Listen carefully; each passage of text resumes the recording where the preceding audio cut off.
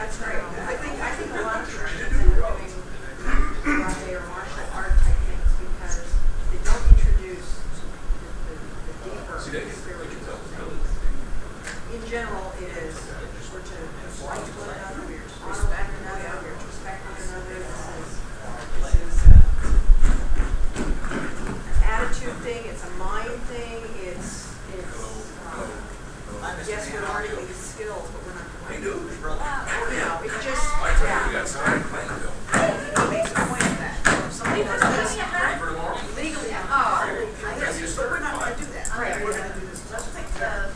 Yeah, how fantastic! I think Mia's sitting in the back. You can sit up there. Sit with Grandma. Or, yeah, Ann. Sorry, I'm getting used to attitudes. He does that to me. You say you're on different names. No, it just makes it hard.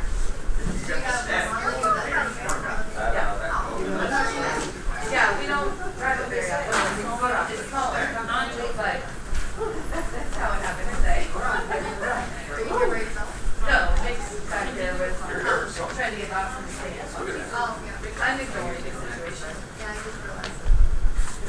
Hey! Oh, yay! Thank you. I love it.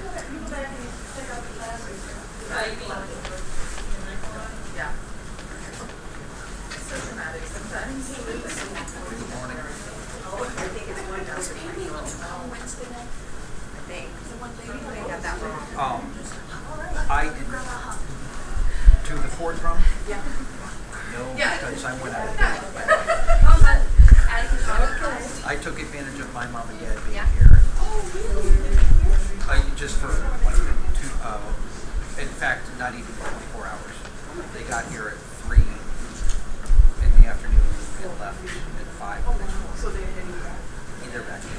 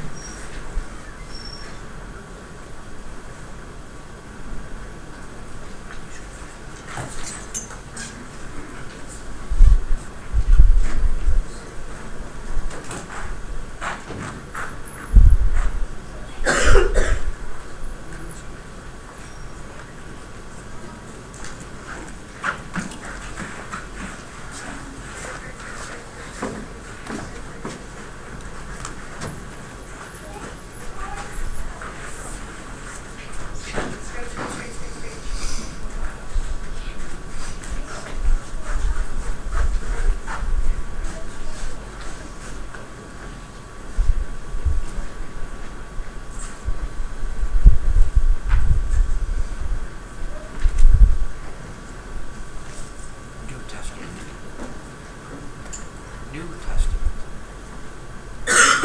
Revelation is in the New Testament. Yeah. Actually, it's a little by itself.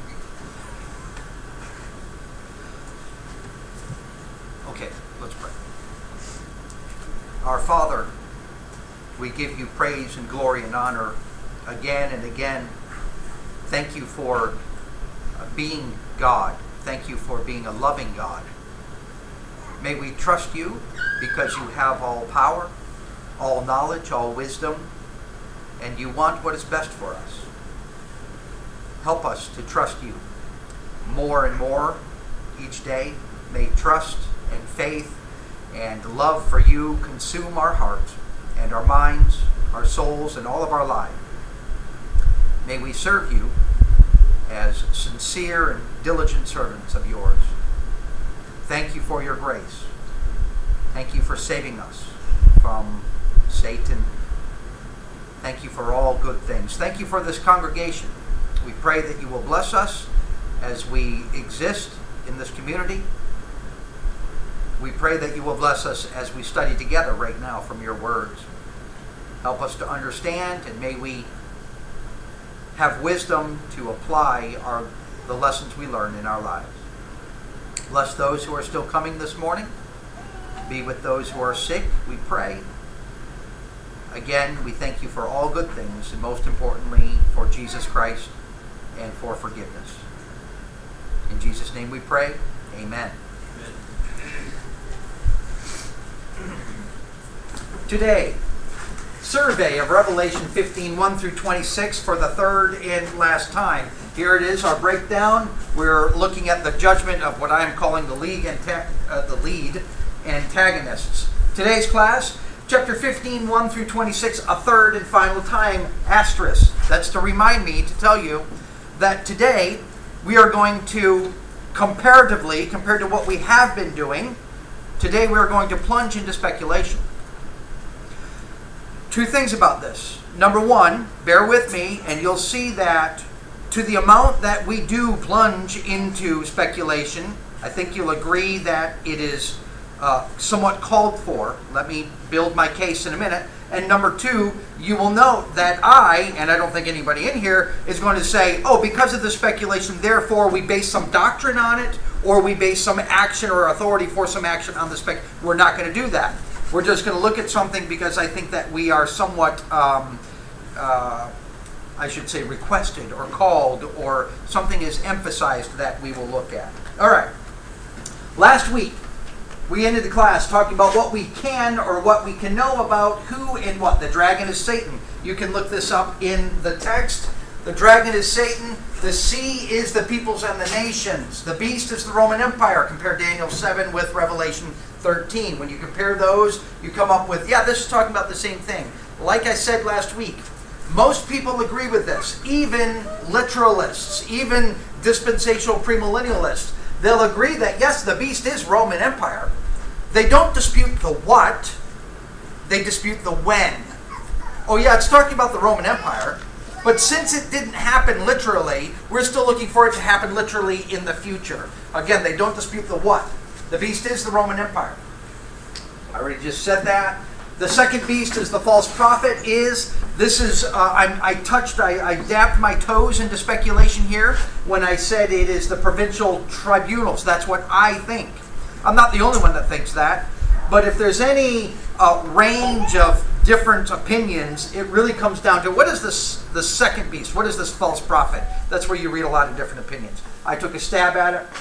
Babylon is the harlot, is the great city, which reigns over the kings of the earth and sits on the seven mountains, is Rome. Again, most people don't dispute this, say the same thing again. They don't dispute the what, yeah, it's talking about Rome.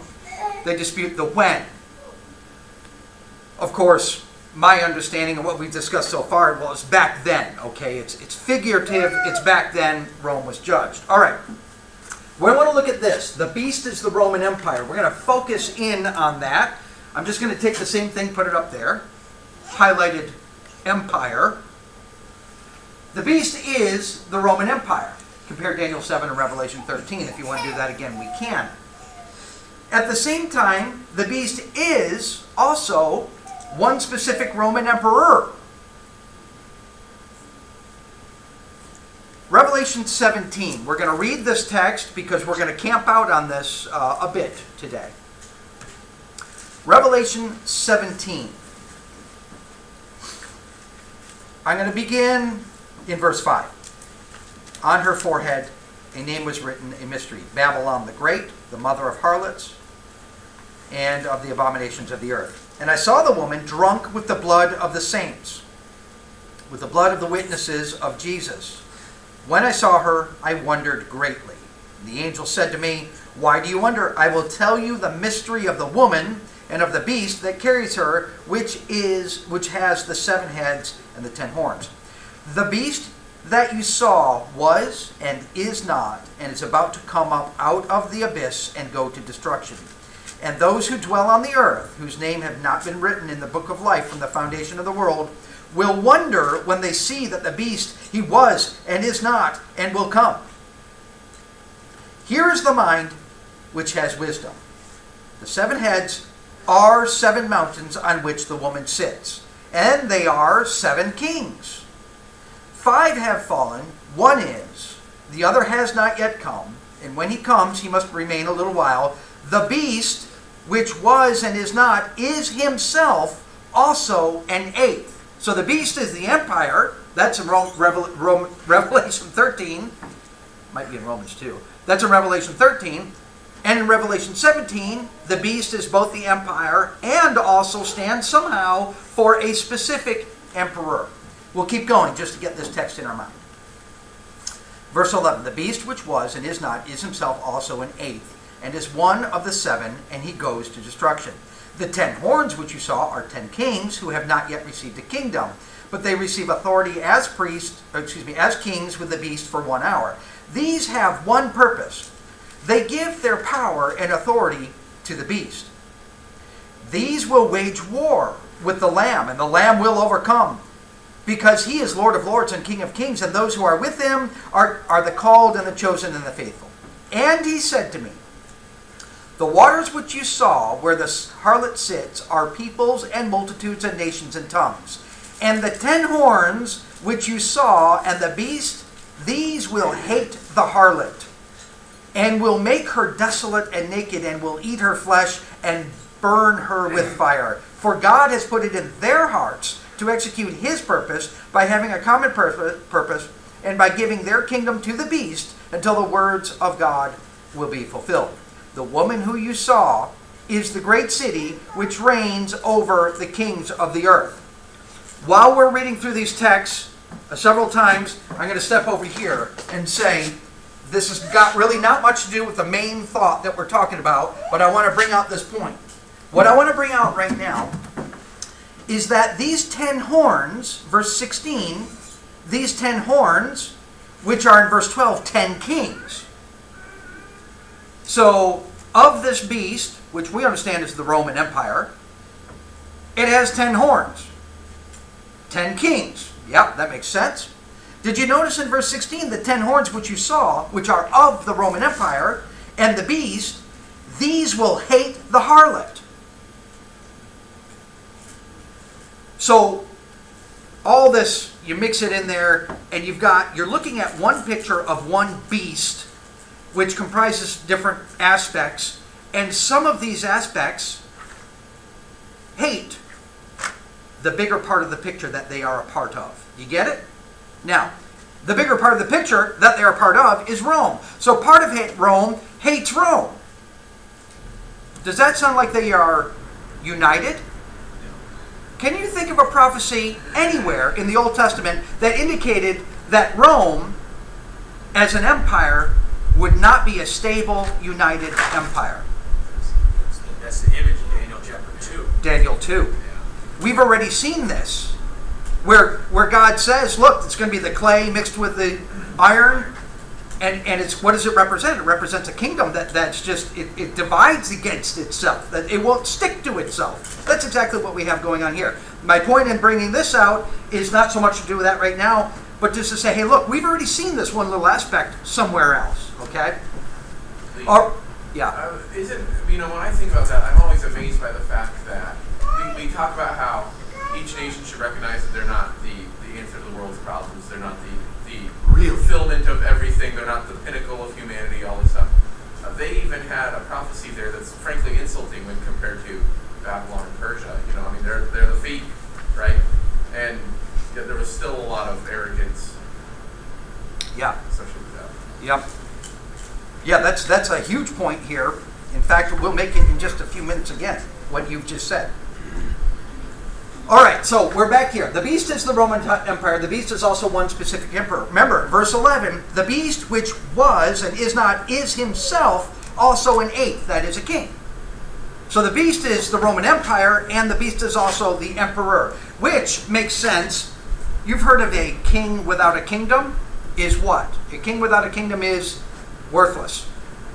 A king without a kingdom is not a king, right? I guess he's just dumb. Not sure of that. Okay, right. This makes sense. An emperor is inseparable from the empire. Generally speaking, the emperor is inseparable from the empire. In fact, now you're going to have to put a marker in Revelation 17 and in Daniel 7. We're going to be going back and forth here a few times. In Daniel 7, you remember verse 2, Daniel 7:2, 4 winds of the heavens stirring up the sea. You know this language sounds like Revelations. It's talking about the sea. Verse 3, there were 4 great beasts. So verse 3, 4 great beasts. The lion, the bear, the leopard, and then the 4th beast. But in verse 17, these great beasts, which are 4 in number, are 4 kings. But actually they're not kings. They're kingdoms. So you see how in the Bible sometimes this word king, which is talking about a king very often, in fact it will later in verse 23, then he said, the 4th beast will be a 4th kingdom. So the king and the kingdom are used interchangeably sometimes, and we understand why, because they are so intimately connected, right? Okay. All right. Let me come over here for a minute, make a big point. In Daniel 7, I'll stay over here for a minute and make my big point. In Daniel 7, there are 4 beasts. Which of these beasts is emphasized in this chapter? No-brainer question for today. In Daniel 7, which of these beasts is emphasized? Somebody answer, please. The 4th. Thank you. The 4th beast. How did you know that? The text stated that. How?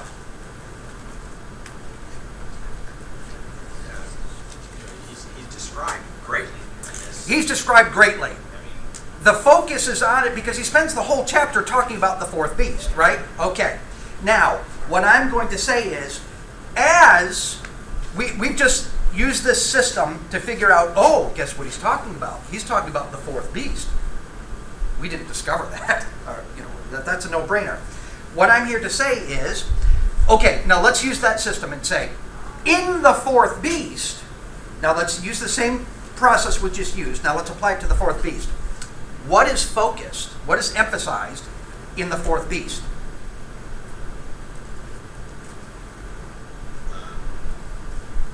the harm he's going to bring to God's people.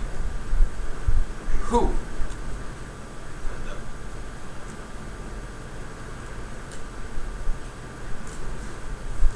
As he goes out and says, that he's making. I don't disagree. I'm going with who. The horn. Huh? The horn, if you will. Which one? The little one. The right? little horn. Yeah, 10 horns instead of the head, and there's another horn. Right, there's 10 horns. Now, here's my point. Why are we going to put our foot into speculation?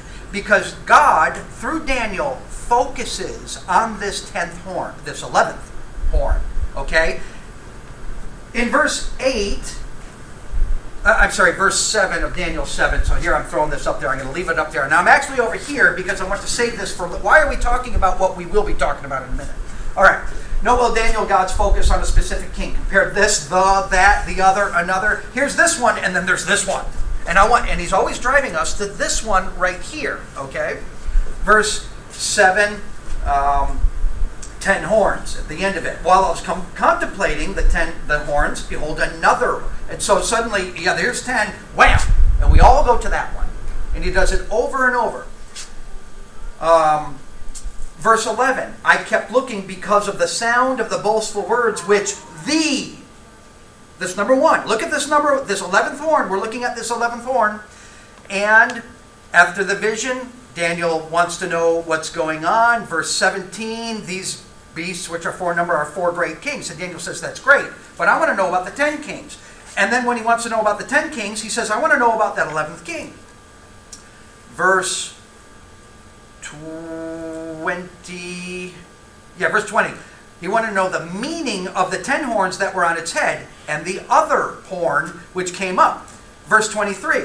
The 4th beast will be a 4th kingdom of the earth, which will be different from all the other kingdoms and will devour the whole earth and tread it down. As for the 10 horns, out of this kingdom 10 kings will arise, and another will arise after them. Again, we're focusing on this one king, this horn, this king.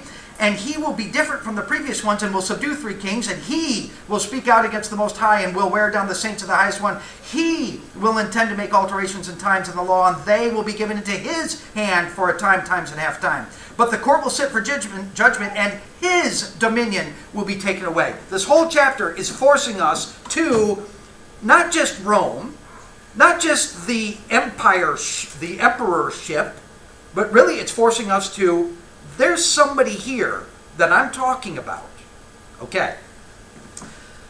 That is why, in a little bit, he never tells us, and his name is, and then you fill in, he never does that, okay? But he's saying, look at this.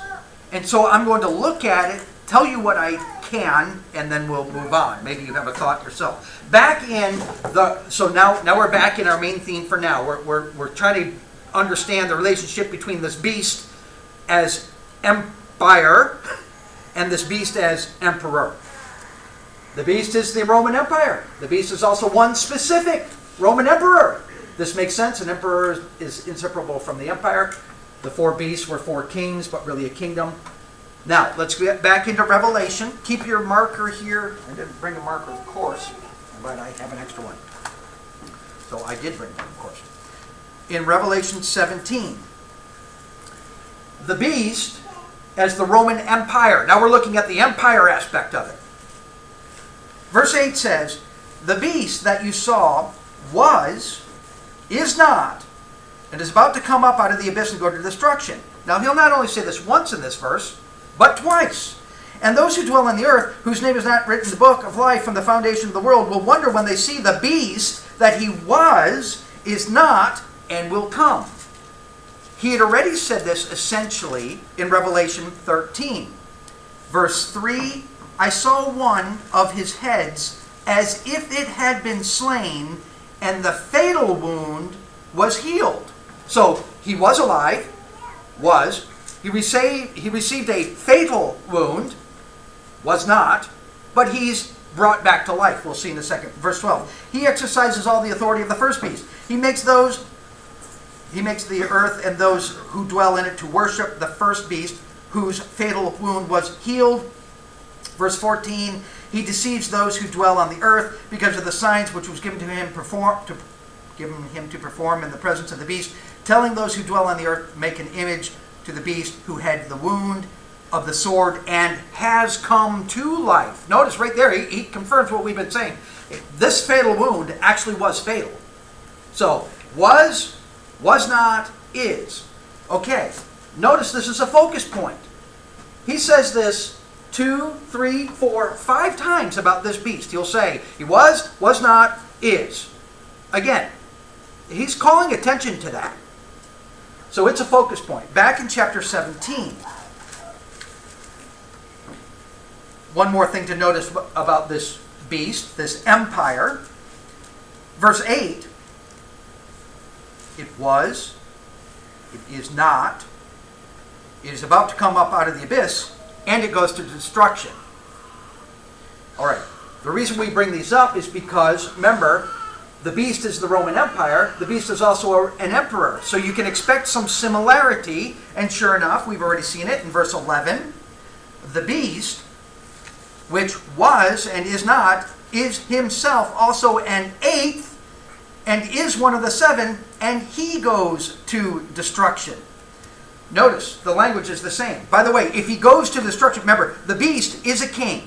So the king was, is not, and although it doesn't actually use the exact same language, it's about to come, it then says he's going to go to destruction, which implies he's about to come. So it's the same. All right.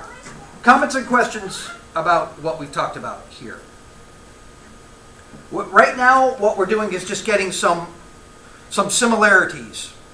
Okay? We are going to talk about what you can see from history and how it might be what this is talking about. Okay? We'll get there, but right now we're just trying to see, oh yeah, this beast is how the emperor and the empire have some similarities. All right. from Daniel 7 to Revelation 13 and 17. Who exactly is this king? Maybe it is. And I say if.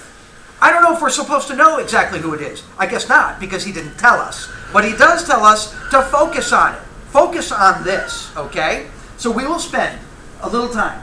Who exactly is this king? Well, maybe it is. All right, more review.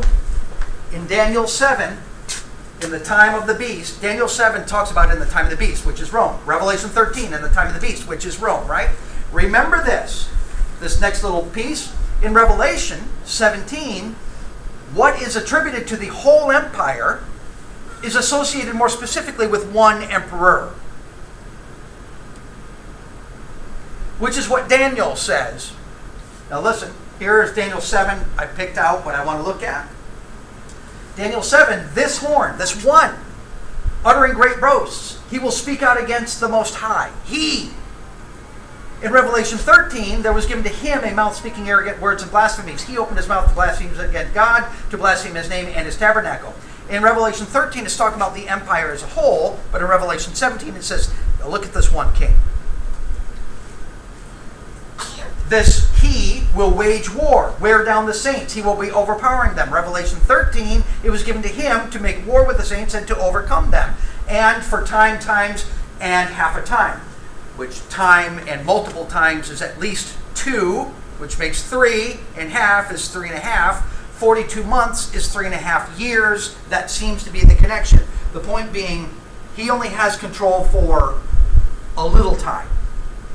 However long God gives him control, not more. All right. Now we're going to get into some history. Before we get there, notice in Daniel there are 8 kings. And in Revelation, there are 8 kings. Remember in Daniel, it said in verse 24, 10 horns. Out of this kingdom, 10 kings will arise, and another will arise. That's 11. 10 plus 1 is 11. He will be different, and he will subdue 3 kings. 10 plus 1 is 11, minus 3 is 8. In Revelation 17, there are 7 kings, but the beast was one, is an 8th. In Revelation, there are 8 kings. Okay. Here's where we will jump into speculation. I will tell you what happened somewhat in history. Augustus is the first emperor. So Rome began as a duarchy, 2 kings ruling. Began as 2 kings ruling, and then in 540, I think the number is, it transitioned to a republic with 2 consuls and a senate. 527, Augustus comes along and he says, no more senate. I mean, still was a senate, but they had essentially no power. They were just a rubber stamp. He assumes monarchical control. Emperor number 2 is Tiberius. He's in the Bible. Caligula, he's also at the time of the Bible. Claudius is number 5. Nero is number 5. Galba is number 6. Then we have Otho, then Vitellius, and then Vespasian, and then Titus, and then a guy named Domitian. We're going to stick with those 11 for now. There are others for hundreds of years, but we're going to stick with those for now. He dies in 96 AD. 3 of these are not like the others. Tell me, which? Tony? Huh? From this chart right here, they all, in many ways, were different from each other. In this chart right here, Galba, Otto, and Vitellius all reign, one for 7 months, one for 3, one for 8 months. This is the year of 4 emperors. Look it up.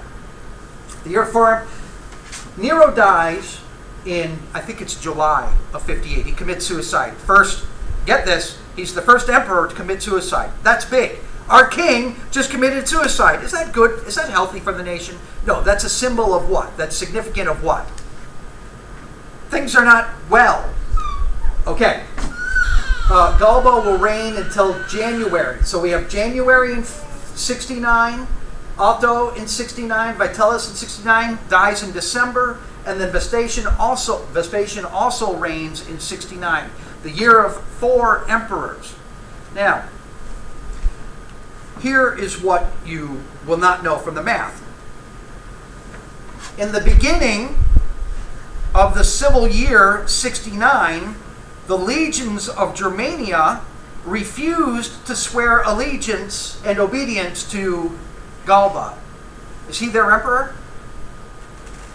Otto comes along, but the legions of the army, the finest legions, the best of the legions of the army, don't back him, they back him. Is he their emperor? Vitellius comes along, does okay for a very short time, and then who's coming? Vespasian. Vespasian comes, he's outside the city, and Vitellius tries to buy off the citizens of Roman city, and they don't have it, because it says they refused to listen to him. Is Vitellius their emperor? Not really.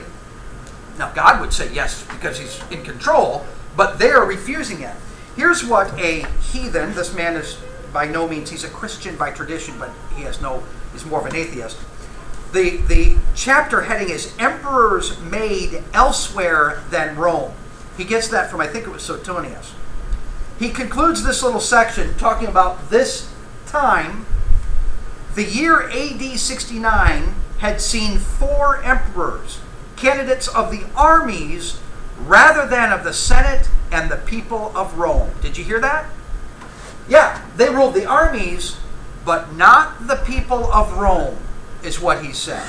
Okay, so you have 3 emperors who are not really, in one way, emperors. The provinces never recognized these people. So let's take them, make them go away. And I realize that this might be a little thick, okay? As thick as it is, half of that is because it's new information for you. Is when you get this into your head, it's no longer thick, actually. There's a little jump, but notice my key word there was it's actually little, okay? I don't know what's going on, but this could be one reasonable explanation. Let's make them go away. Let's make them disappear. Or as Daniel said, let's uproot them. 3 are uprooted. 9, 10, 11. 9 minus 3 is what? 6. 10 minus 3 is 7. 11 minus 3 is 8. No, by the way, I'm not the one that come up with this, okay? I read this somewhere. People smarter than me come up with this. I agree. I think this is the answer. You might think something else. This is a reasonable answer. Now, Daniel says that Daniel says number 8 or number 11 uprooted the 3. I don't think that Daniel meant it had something to do with number 11. I think Daniel's only recognizing, yeah, there would be something political, but remember, Daniel the whole time is forcing the focus on number 11.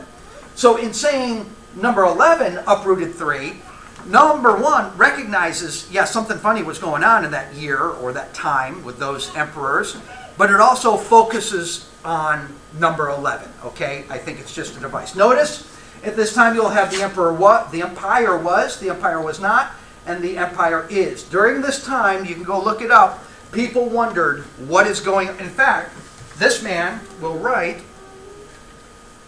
that when Vespasian came, everybody welcomed him.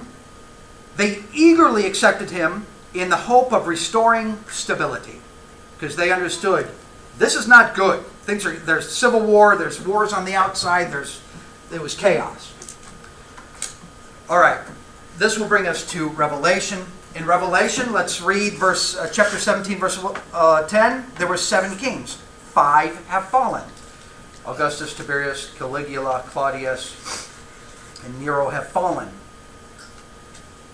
If this scheme that I'm pointing out is correct, Daniel uprooted them. He mentioned them. John just ignores them because that's what they would have done, right? They got to write history about them, but no, they're not really kings.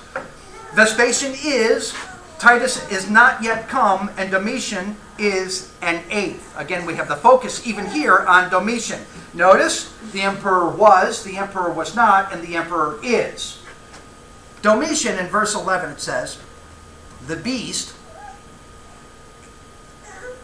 which was and is not, is himself also an 8th and one of the 7.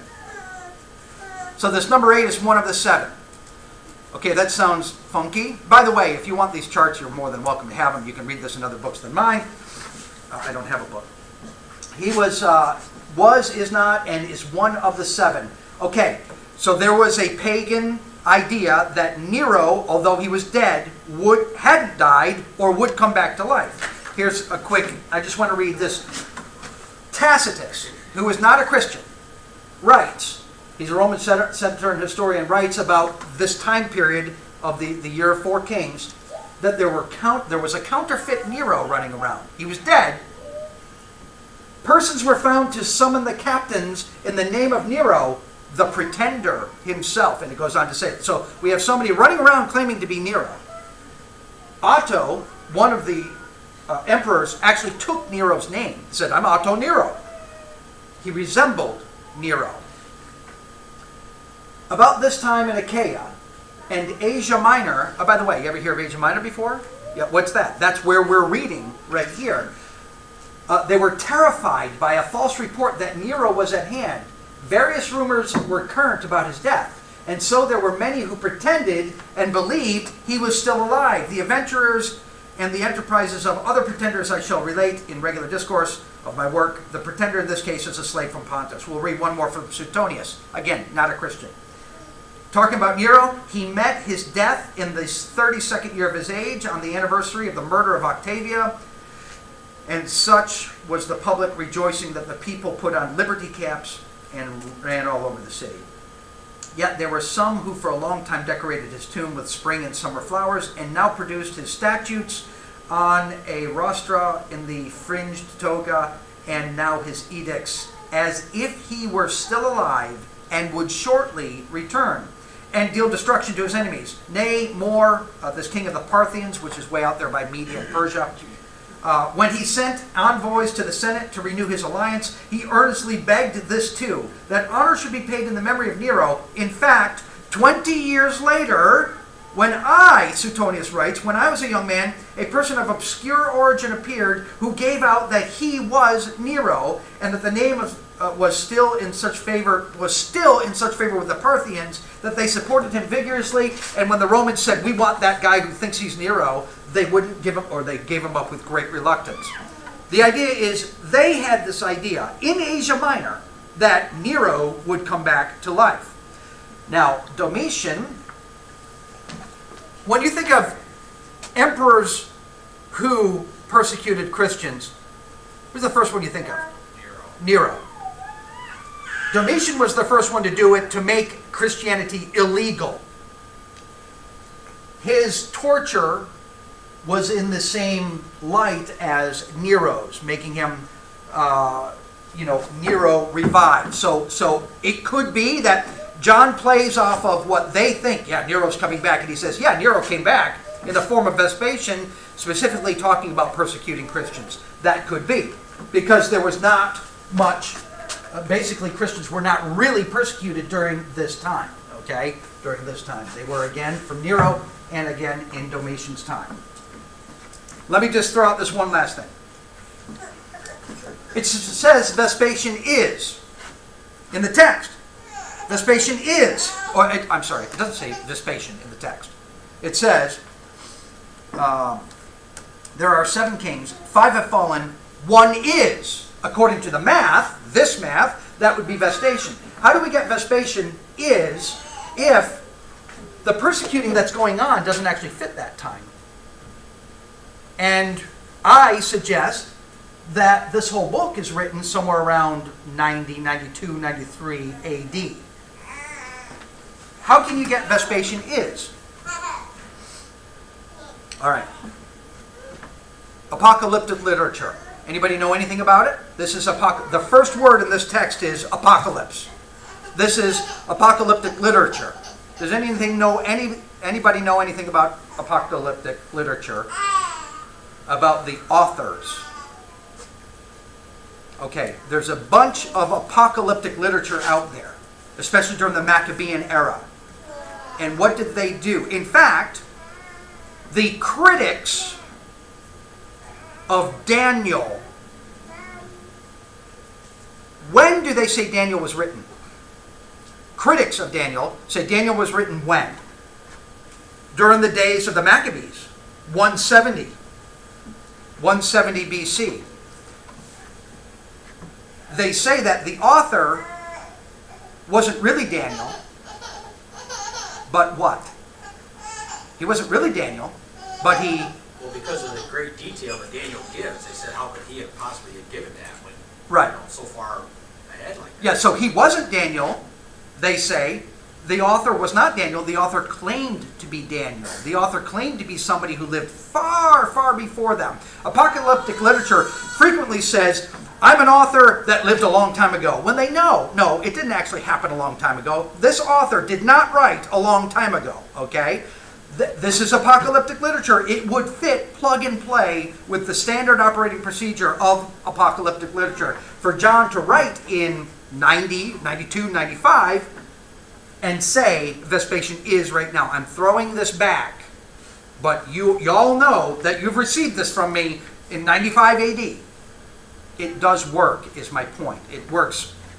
If it's not reasonable to you, it's either because I'm way wrong or because I have not presented it well.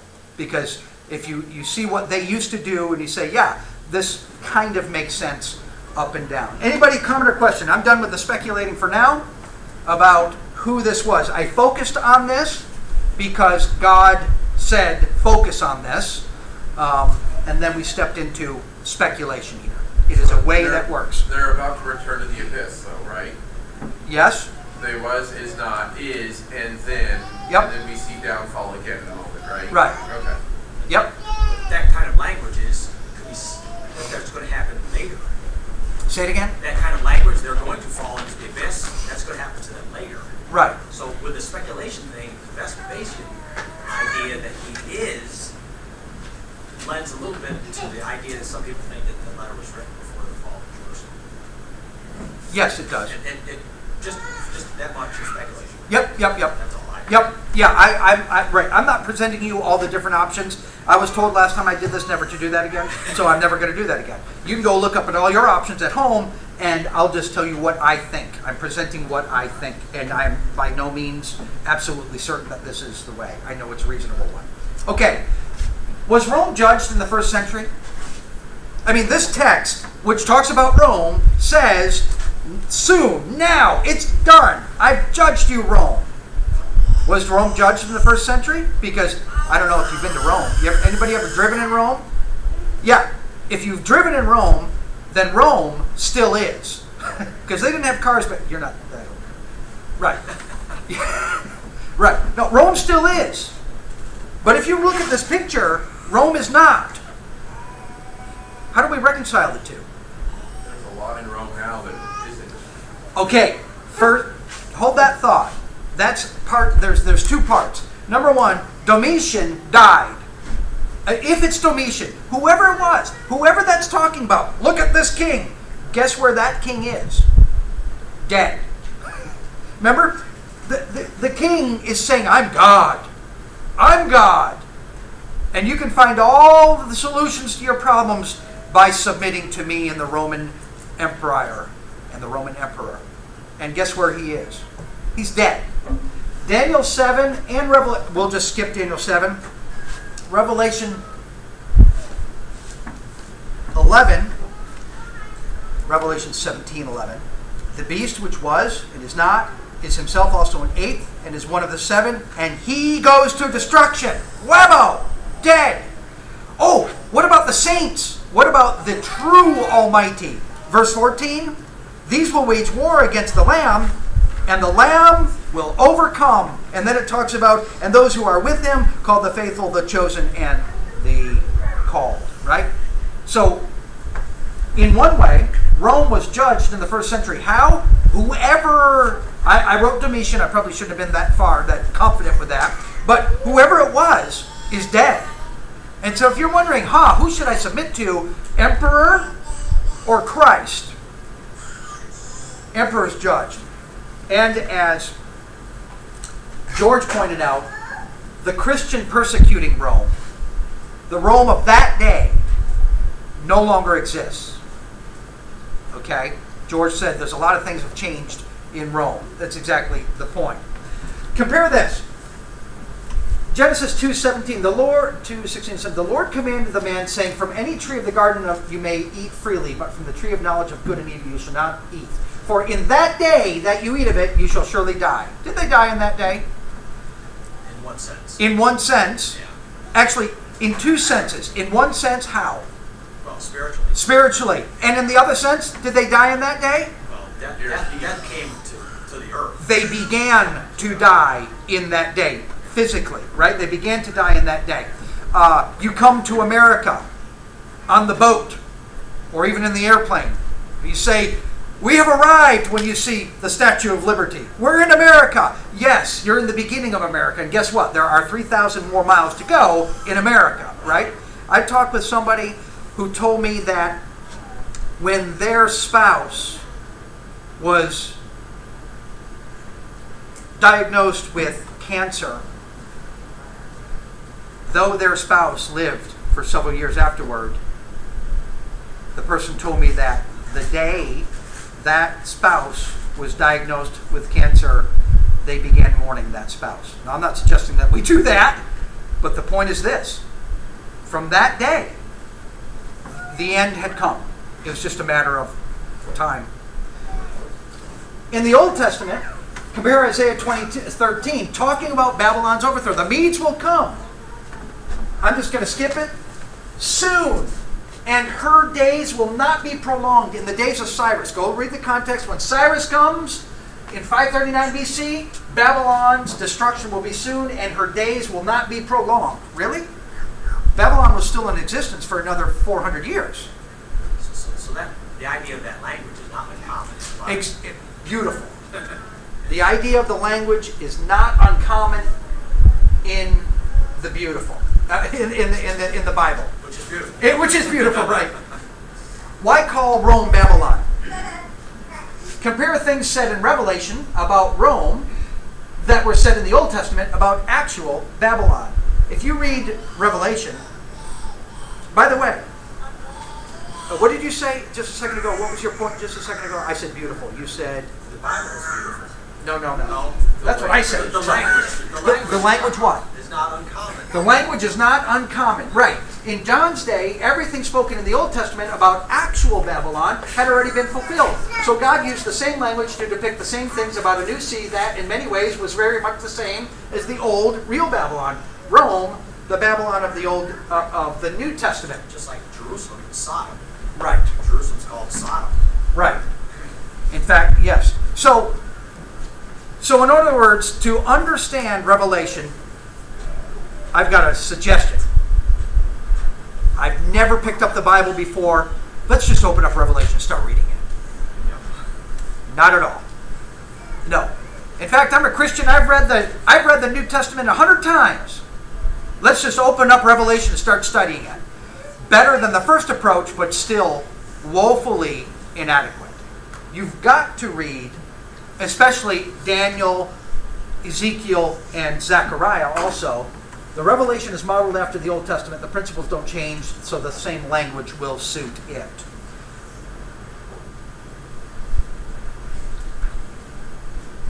Comments or questions on the speculation? Now we're going to move back into, hey, I've got a real point that you can actually take home and chew on and say, this is for me. Anybody? Anybody else before we get into something that... I mean, that was good, but not if we do it all the time. All right, so we're back in reading. I just got 3 points real quick. Verse 18, chapter 18, verse 2, the announcement is made, fallen is Babylon.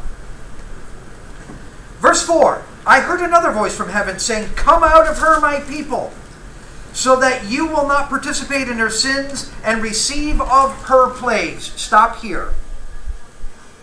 This is one of those texts where you say, that has something for me in it. Come out of her, my people. Why? So that you will not participate in her sins and receive of her plagues. Two things. Christians are not immune to God's plagues. Number two, Christians are not immune to temptation. Come out of her so that bad things don't happen to you, because bad things can happen to you despite you being a Christian. Can be influenced by 1 Corinthians 15:33, right? Is that what I have here? Oh, I do, right there. 1 Corinthians 15:33. Bad company corrupts good morals. We don't have time to look through the Proverbs. How many Proverbs tell you, stay away from over there? Stay away. Why? Because you can be influenced. Now, here's the interesting thing. How many times have you heard the young and old, but especially the young Christian, do and act and say things that imply they don't think they will be influenced negatively by this? How many times? So they think they're immune, they make decisions based on that immunity, and then what happens later on? You look at them, and if they have any sense to them, they realize, you know what? I wasn't immune. How do you avoid the plague? How do you avoid the plague? Get away. Do not participate. If you want to avoid the result, you avoid the relationship. Do not participate. Okay, this is one of those big things. This helps me think. In the original language, they have markers. This is a marker which dictates that this clause is a present general, or a future more vivid. Present general or future more vivid. Are you wondering what's going to happen if you get in that situation? It's as though the author is saying, let me come over here and tell you what generally always happens. So that, look, if you do this, you will avoid. Come out. So that. Look, who wants to avoid participating in the sin? Everybody raises their hand. Yeah, I want to avoid that. How do I? Boy, I wonder how I can avoid that. Come out of her. Future more vivid. Look, if you want to see the opposite, if you want to know what will happen in the future, let me tell you very vividly what will happen in the future. It's all right here. So come out of it and avoid it. And as long as John Bosworth is not here, we're going to keep on going. There are the world's reactions, because this is connected. Verse 9, the kings of the earth who committed acts of immorality and lived sensuously with her will weep and lament over her when they see the smoke of her burning, standing at a distance because of the fear of her torment, and say, woe, woe for the great city, the city of Babylon, the strong city, in 1 hour your judgment has come. It's a strong city looking at it from man's perspective, but God says 1 hour. That was nothing for me. I could do this all day long. The kings of the earth. What attracted them to Rome? Money, immorality. Immorality. Here, it's immorality and sensuality. In verse 11, it's the money.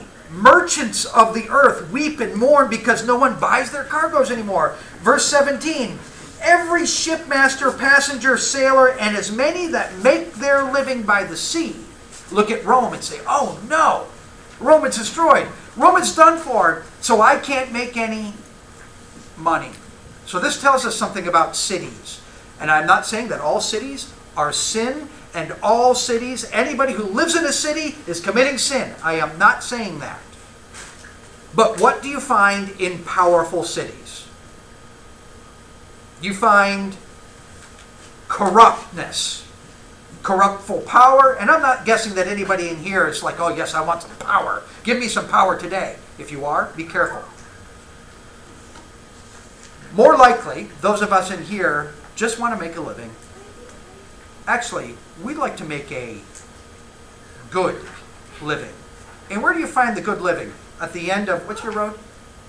Gilbert Road? Is that where the world, I know you consider it a good living, so do I, and we do it, but the world would not consider that the prime area, prime real estate for a good living. Right? That's no, the world says, where do you go to Watertown? Yeah, you go to Watertown if you can't get where? Syracuse or New York City. The train goes right there. I can't get a job in New York City, so I'm staying here. I'm not saying this is true about everybody, but be very, very careful. Where's the opportunity? Yeah, it's in New York City. Of course, everybody knows that. But look what else is there. So choose. You don't need to go to New York City for God to be able to provide for you. You don't need to. God, the city isn't the one providing. Oh, the city provides for me. No. God provides. So be content with whatever He's providing, and be careful. Be careful to make decisions. Remember what Lot said, oh, everything's going to be fine for me down there materially. I'll be fine. and his family was a disaster because of his choices. We need to stop there. Comment or question? I've gone on and on and on. Nobody else, anything else? Okay, we'll pick up in chapter 19, a little bit from chapter 18, chapter 19 next week, and then keep on going. Thank you for your work. Let's break till 5 after.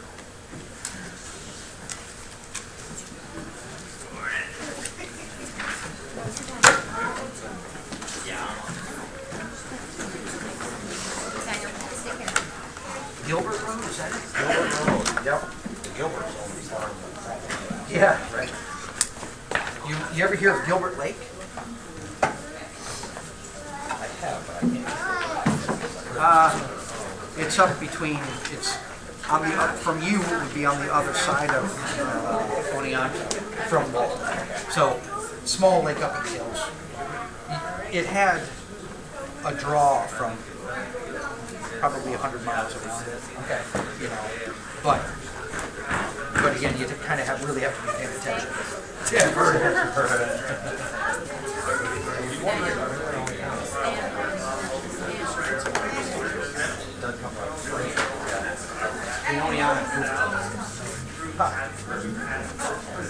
Oh well.